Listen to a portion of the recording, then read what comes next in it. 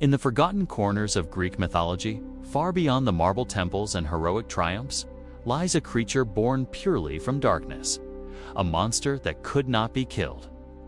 At least, not in the way mortals understood death. Tonight, on Nico Dark Archives, we descend into the swamps of Lerna, into a world where each breath is poison, each ripple signals danger, and where a single cut gives birth to two new nightmares. This is the story of the Lernian Hydra, a creature so terrifying that even heroes trembled at its name. Long before mankind walked the earth, the universe was ruled by titans, primordial beings of unimaginable power. From the monstrous depths of creation came to beings feared even by the gods themselves. Typhon, the father of all monsters, a storm titan with 100 serpents for hands. And Echidna, the mother of horrors, a half-woman, half-serpent creature. Together, they produced a brood of nightmares: Cerberus, Orthrus, Chimera, the Sphinx. And among them, the Hydra.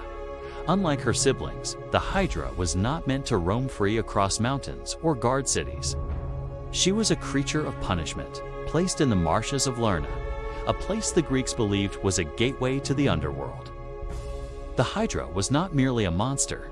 She was a boundary, a reminder that certain places were never meant to be crossed by humankind. The marshlands of Lerna were feared long before the Hydra made them her home. Legends told of spirits wandering through thick mists, of sinking earth swallowing entire travelers, and of ancient water spirits whispering in the reeds.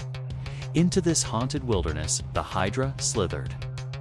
She grew head by head, each one snapping with venom so potent that a single breath could kill a man.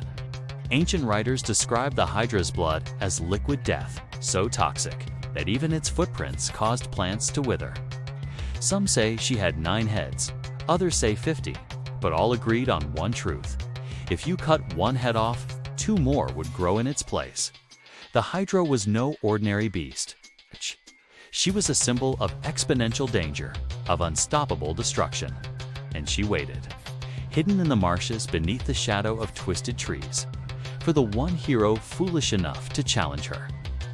Heracles, known to the Romans as Hercules, was a demigod forced to perform 12 impossible labors as punishment for a crime he never meant to commit. The second labor given to him was simple in words, impossible in execution: slay the Hydra of Lerna.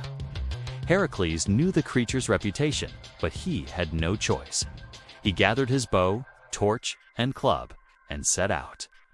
As he approached the swamp, the air grew heavy, thick with the Hydra's poison. Birds lay dead on the water. The ground trembled with her movements. Heracles stepped forward, torch held high, and from the darkness the Hydra emerged. One head, then another, until the hero found himself dwarfed by a wall of snapping jaws. Heracles did not fear battle, but this was something else. The Hydra lunged, heads striking like serpents, teeth dripping venom that hissed on the ground. Heracles swung his club, smashing a head clean off. For a moment, he thought he had won a small victory, but then, from the bleeding stump, 2 new heads erupted, snapping violently. He struck again, and again 2 more grew. Each blow only multiplied the danger. The marshes echoed with a Hydra screeching, a sound said to drive men mad. Heracles was surrounded, pushed backward into toxic water. Even breathing became difficult. The swamp was the Hydra's domain, and she fought like it. For the first time, Heracles felt despair. Just as the Hydra closed in, Heracles called for his companion, his nephew Iolaus. Iolaus brought burning torches and stood by the hero's side. Iolaus. Stime Heracles cut off a head. Iolaus stepped forward and cauterized the wound with fire. Smoke filled the swamp. The Hydra shrieked in agony. And for the first time, her head stopped growing back. Heracles pressed the advantage. One by one, the immortal heads fell. The swamp shook as the Hydra thrashed wildly.